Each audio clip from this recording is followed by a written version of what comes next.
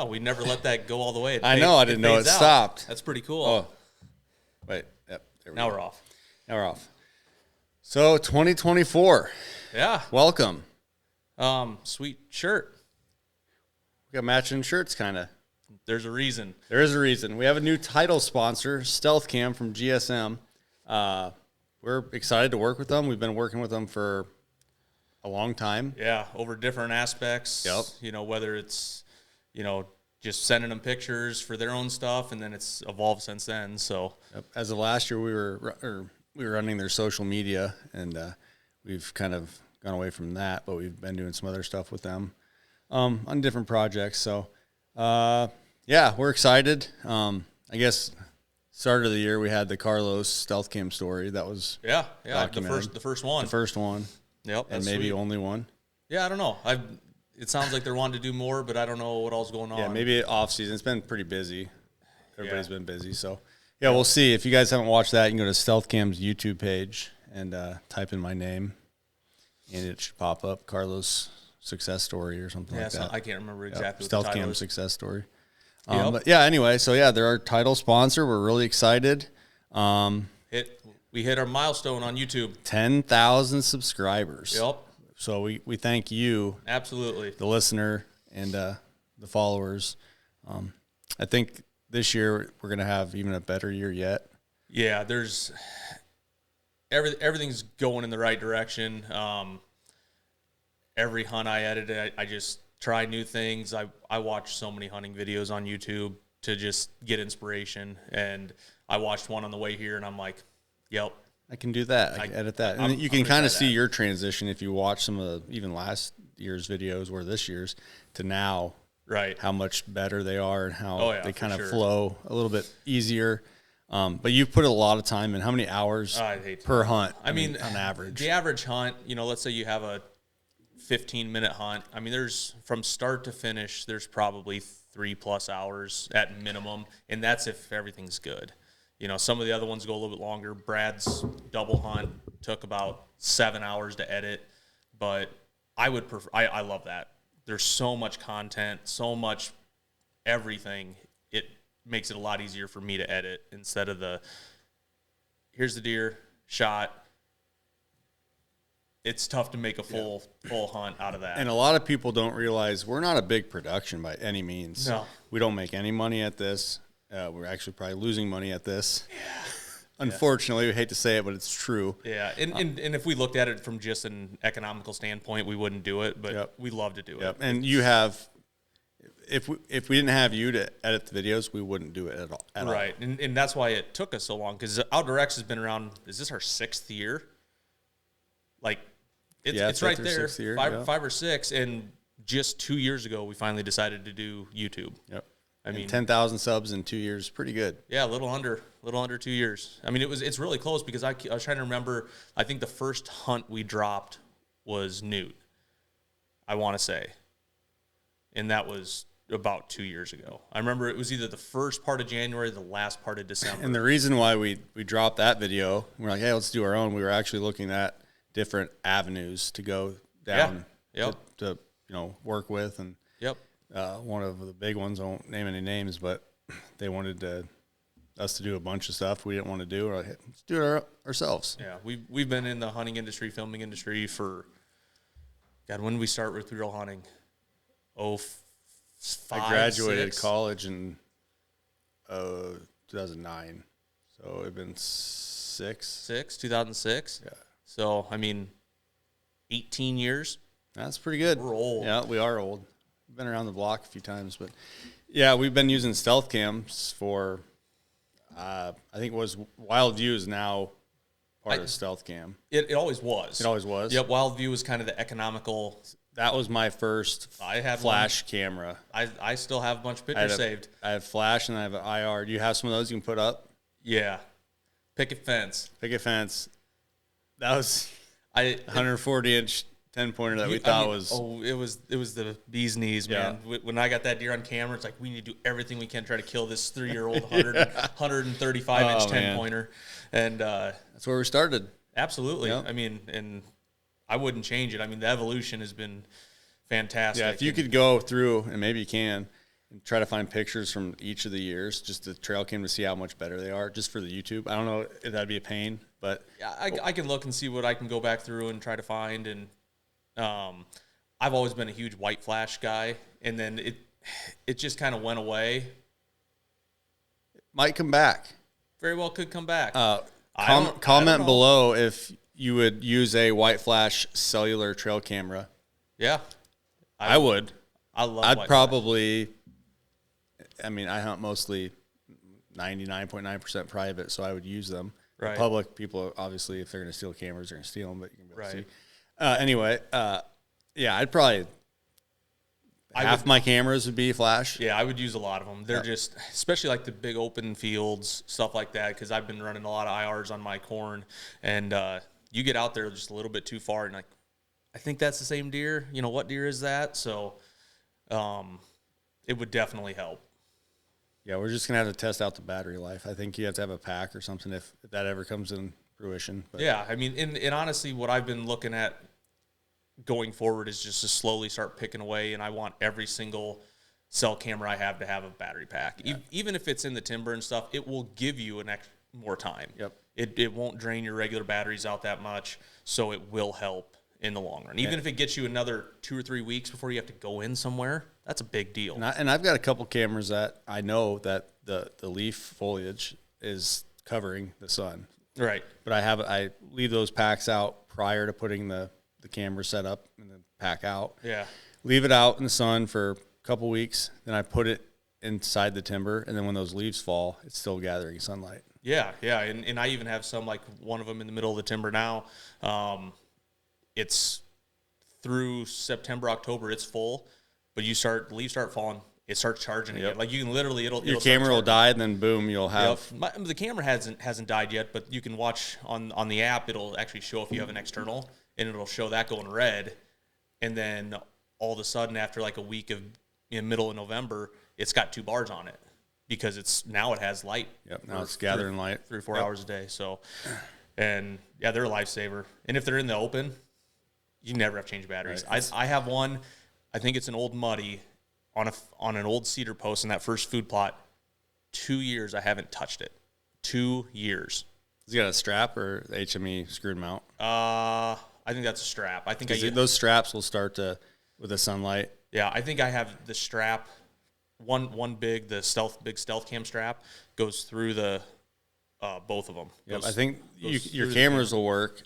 Except you might have to replace the strap or put it on the HME mount because I had a couple that were starting to deteriorate, but it's also been out in the elements for 2 years, so that's pretty cool. Sure. With those cell cams, now that we're at the later end of the season, it's December 30th. Have you? I mean, I know I have started to go on the app and suspend most of my cameras that I don't need to know that intel anymore. I'm trying to kill a few more of those, but I know sit in the hawk blind and kill one of those. I needed them till yesterday. Oh yeah, we can talk about that. Yeah, I was fortunate enough to fill my late muzzleloader tag on the 29th. So on a big deer, big deer, second largest deer. Yeah, he's busted up, and I knew he had a broken 2 and stuff, but. A mature big deer. Yeah, there ain't nobody listening to this, or hardly anybody even out there that would let that deer walk. I wouldn't let him walk. He has eye appeal. Let's just put it that way. He's very pretty. You guys will see some pictures on our channel. Maybe Jesse can throw it up on here on YouTube. But let's talk about how Stealth Cam helped you there. So I've had pictures of this deer for a couple years. Last year, I'm assuming he was 4 last year. You kind of agree.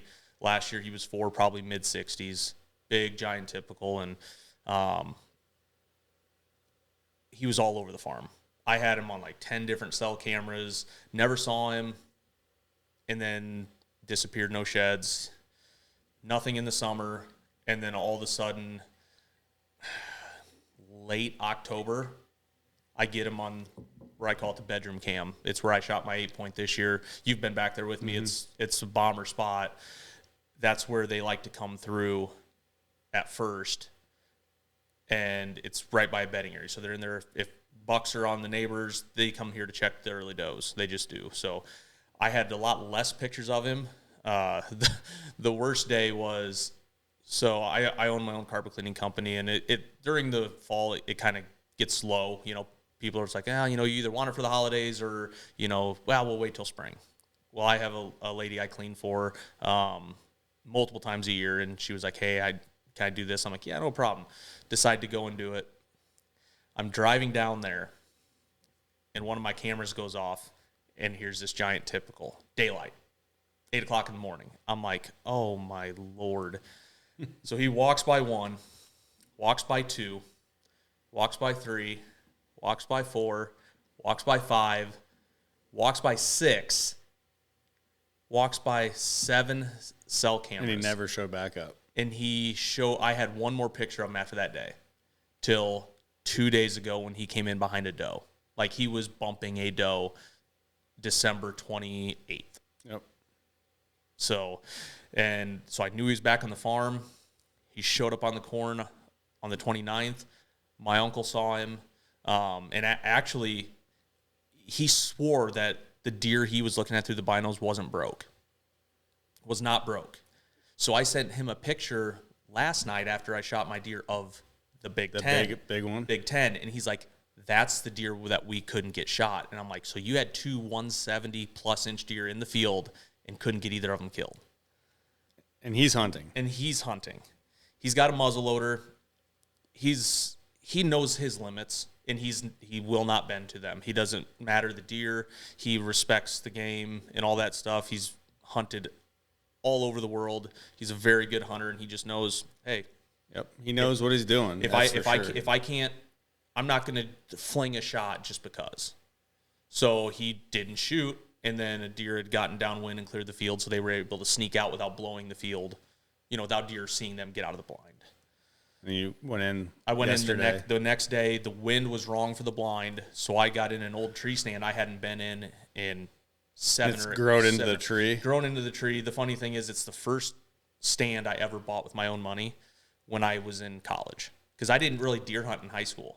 I didn't have a lot of property to deer hunt, but I bought it at like Walmart or Menards or maybe Scheels in Iowa City, and I used to carry this in on public to deer hunt. And it's it's a 12-foot ladder stand. I would carry it into public, hang it up for the year, and then pull it down and leave. So when we moved from Iowa City to Des Moines, I brought it over and put it down to my uncle's, and in the same tree, and it's stayed there the whole time. Like, the seat's grown in like 5 inches.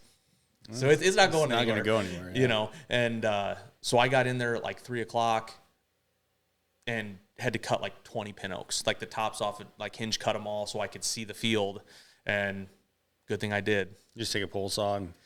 Yeah, I had my hand saw, okay. So I did it down low, like eye length, and just dumped everything over. But yeah. Yeah, then you called me at like 4 or 4:10. something. Yeah, and I'm like, he walked out. Why is he calling me? He just... 4:04. Yeah, he just got in. You got in at like 3 o'clock. I remember looking at my watch when all my camera gear was all done. I sit down, pull up my phone, and it was like 3:45. And I shot him at 4:05. Yeah, 4:10, something like that. He was in the field about 5 minutes before I shot him. That's awesome. I could see him moving around, and I'm just like, and he was going over the hill. I'm like, well, it ain't meant to be. And then he turned and walked right towards me, and it was high pressure, bluebird sky, first warm up after we had a little bit of a cold snap. Yeah. Which late season's been cold really cold for this year. Yeah, cold for this year. So the deer were moving. Pressure was awesome in the bluebird. I don't remember what video it was, but I remember Mark Drury saying it way back when, 20 years ago. Those bluebird skies late season, the deer get on their feet, and they did. It's the high pressure system coming in, and you weren't the only one that shot deer. I think 2 of our other friends killed some big deer. Yeah, there's been a lot of big deer killed the last 48 to 72 hours. Yep, I agree. Totally. And I ended up shooting one that I thought was going to be, he had a little bit of ground shrinkage. He's a good deer. Solid. He's a good deer. I mean, he's not a 196, but he's good. I had a good year. He's a respectable year. I mean, it's hard to beat that. Yeah, there's a lot of inches of antler on that bench from you this year. Yeah. I would say that was still my best year, but that's a damn good year. I don't know. Shooting 3 deer, you know, your first year owning your own farm, you know, having Jason the blind with you, Jace shot his first doe. Yep. So hopefully next year we can get him up.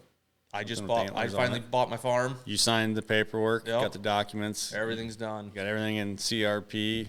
Yep. I got to get that switched to my name and all that Okay. stuff. I've already contacted them. They were super helpful.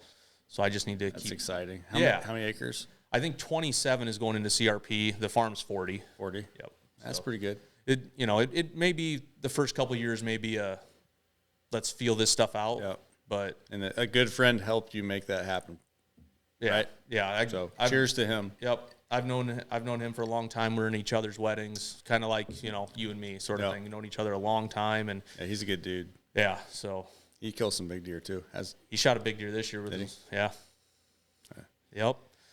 So yeah, 2024 is going to be awesome. It's already shaping up to be great, and I'm excited. I am too. I'm excited to go shed hunting. Jace has been watching these shed hunting videos. Oh, I'm sure. And tell him to look at ours. Yeah, he was watching one. They're shed hunting a high fence, which I would totally do Yep. in a heartbeat. If anybody owns a high fence and wants us to come film You guys can keep all the sheds. Yep, we just wanna walk around and find It looks so fun. I mean, it's yeah. adult Easter egg hunt. Can you imagine walking up and finding like 180-inch? They were single? finding elk sheds, Right. and whitetails, and they were finding old ones, and it just looked, that whole understory in most high fences is all eaten out, so it's all Yep.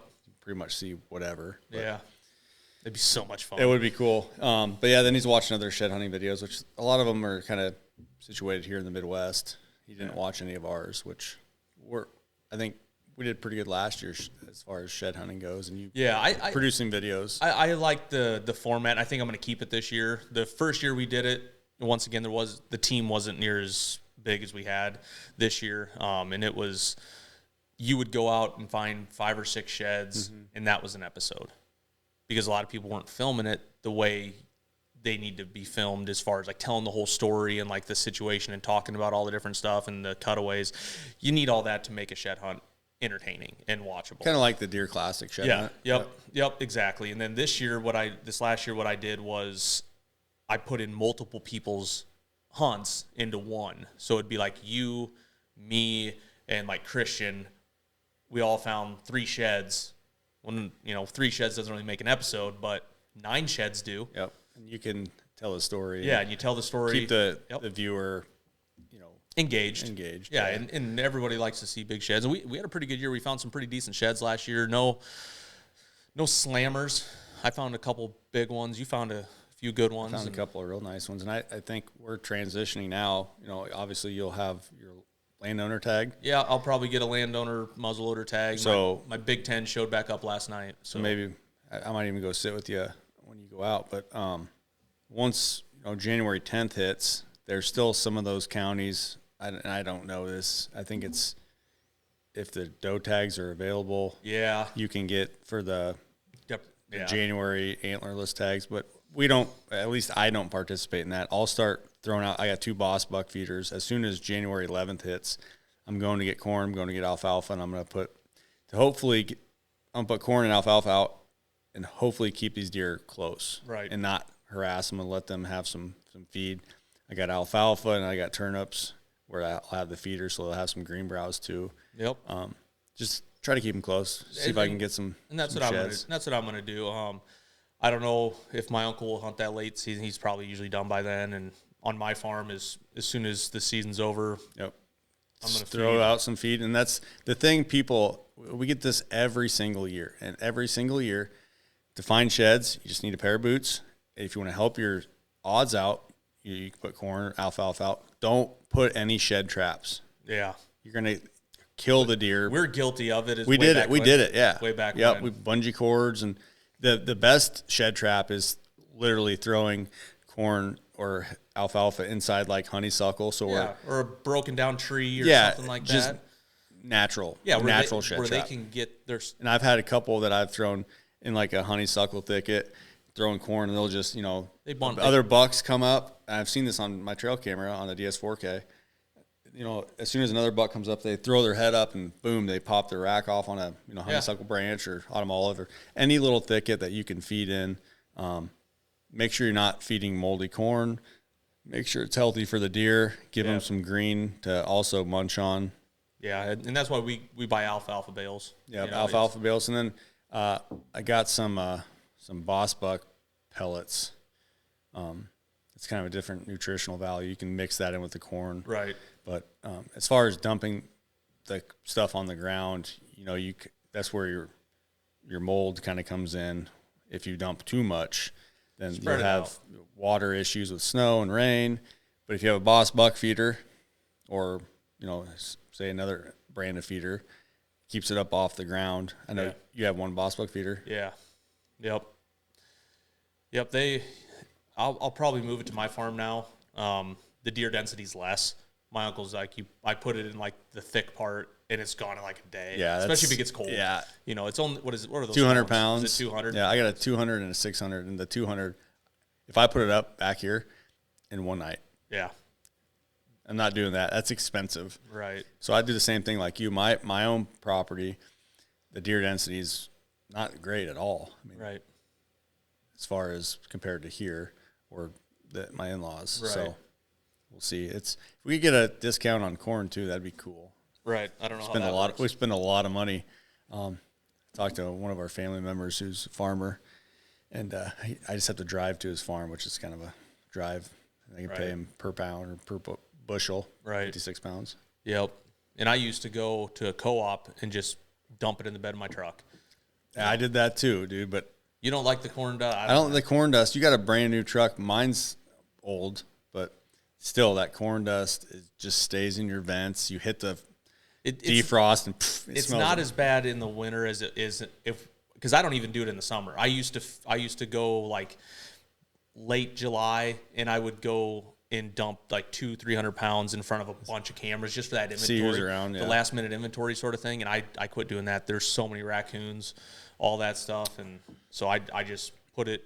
I've gotten smarter over the years of where to put my cameras, So Yeah, you know where the deer is going to be, and run cameras on farms enough, and find water, especially this year.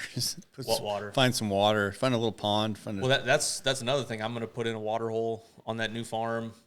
I'm excited. I've mapped out a million things in my head. Once you have your own piece of dirt, you don't have to ask anybody for permission. Yep. Do whatever you want. And I think the biggest thing that anyone can learn, if you're buying a piece of ground, is if you think you can do it cheaper than someone else, hiring someone, I would definitely look at that. Like, let's say I was going to rent a skid loader, Right. for instance. That skid loader was going to cost me about $1,300 for, I think it was 2 days, is the weekend. Right. But if I would have taken a Friday off, it would have cost me $600. But then I'd have to rent the different implements. You follow me? Yeah. But I went and I found a guy that has a skid loader, that has a guy to work for him that has the correct implement with a forestry head. He went in there in like 6 hours and did it would have took me probably 2 or 3 days to try to dig out all those cedar stumps and push them up. So do your research and due diligence and get your best bang for your buck. For sure. And get quotes.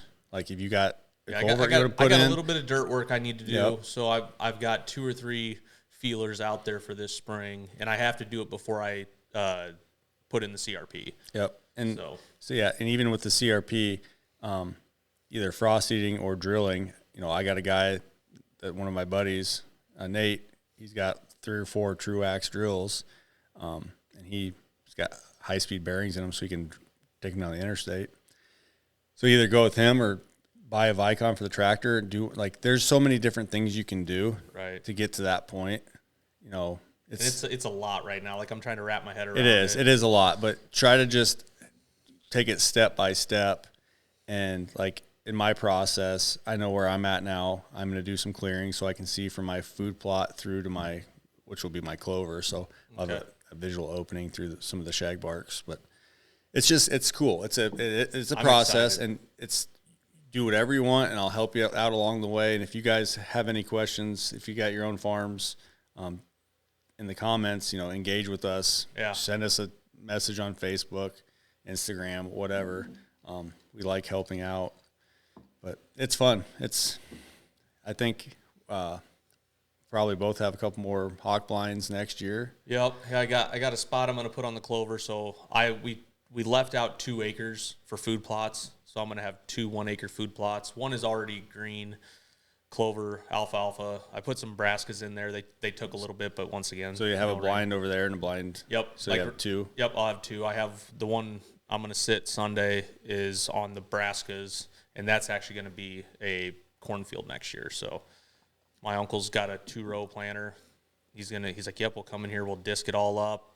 Nice. You know, it hasn't been turned over in a couple of years, so we'll get everything set, put the corn in. I'm going to fence it off, and hope for the best. Like I said, I'm pretty excited. Yeah, it's fun. I got a lot of evolved seed that I'm gonna probably put out, and I might wait a year to do corn, but we'll see. I got quite a few plots, and I'm losing the lease. I think they're gonna farm more of it. He's ripping out trees right now. He actually, one of the guys, I won't say his name. He's not a very pleasant individual. He was in the excavator pulling out trees, and he ended up leaving my tree stand.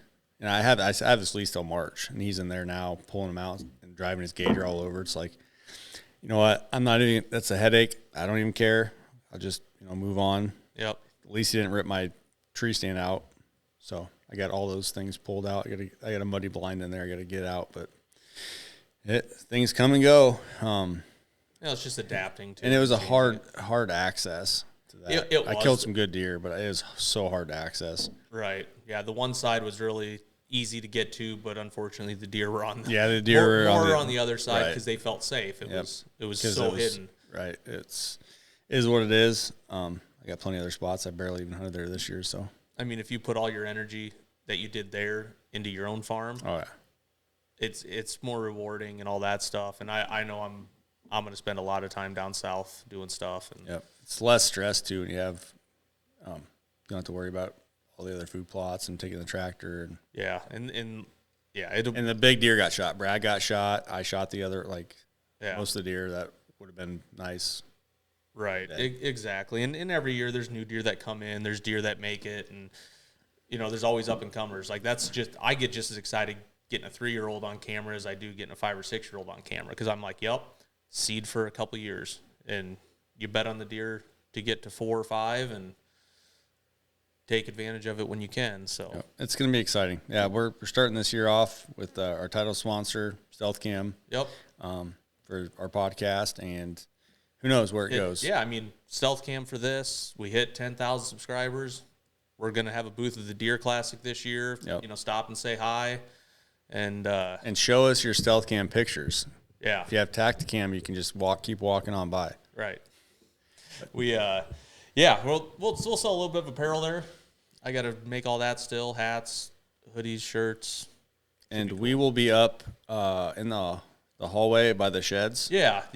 So we'll have room to hang out and talk and. Yeah, way less congested. We'll be in the hallway between where they score the deer and where the deer and the sheds are. Yeah. All that. So stop and say hi. I don't know the booth number. I can't remember the booth number, but yeah, you'll see. We'll have a lot more information when we get a little bit closer. We'll see our ugly faces around, I'm sure. But that's only 2 months away, man. Yeah. I got a lot of stuff to do before then. Exactly. It's getting fun. I'm excited, but yeah, this is the first podcast of 2024, and should be at least 51 more where this came from. As long as we can, we try to do what we can and get everything together, and we like doing these in-house ones and having guests, and that's the plan. Is we'll have a lot more guests over the year, and we're getting stuff figured out. Yep, we'll have hopefully more guests in the studio, and we'll still do the over the phone thing when we have to. I don't even know what number this is. It don't matter. 19, 18. No, it's like 23. Oh, I'll be way off. Yeah, it's fine. We'll just start. Can we start 1?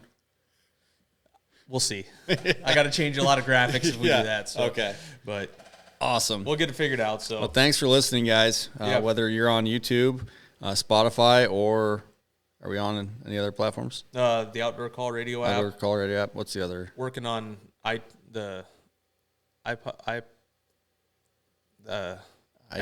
Apple Podcast. I still got to set up some stuff for that, and then I'll put us all in there. But one more thing to add to the list. Now that season's almost over, then all the everything. Yeah, else. I think most of our listening views are coming from probably Dan's outdoor radio app. I would guess. So yeah, and thank you, I haven't everyone talked to there. him and any of the numbers. He's been busy hunting and all that stuff. He's killed some deer too. I Yeah. think he killed one in Kansas, but Yep.